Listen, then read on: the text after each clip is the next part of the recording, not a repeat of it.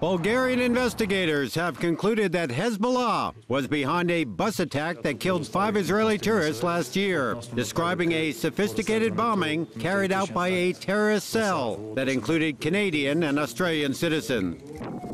The first major announcement of the investigation carried broad diplomatic implications. The United States and Israel have for years considered the Shiite militant group to be a terrorist organization and called on Europe to crack down on the group.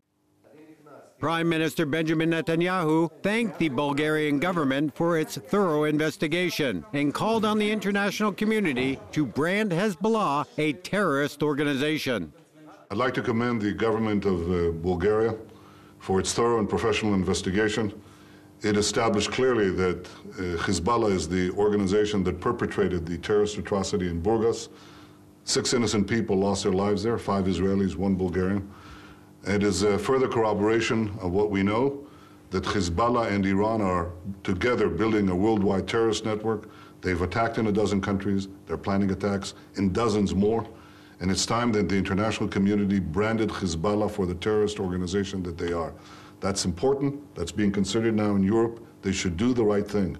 Place the blame where it's deserved, in the place of Hezbollah, which is one terrorist organization with one leadership, with one directive.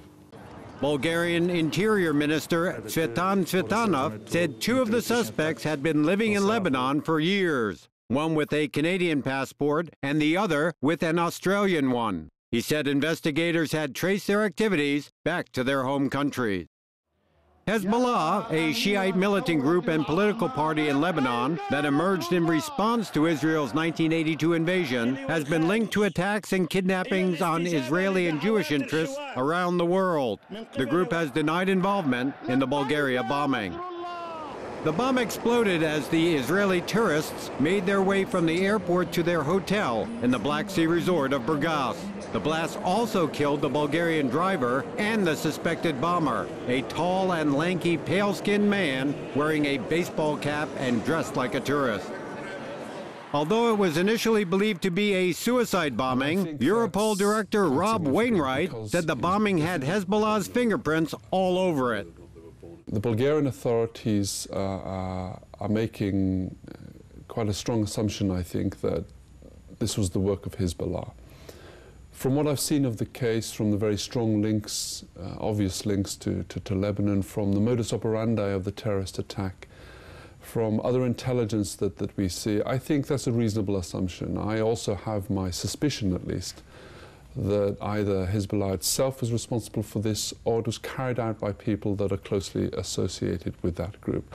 Bulgarian investigators found no links to Iran, which Israel had accused of playing a role in the attack. The Burgas bombing is not the only attack Israeli authorities have linked to Hezbollah and its chief benefactor, Iran, this year.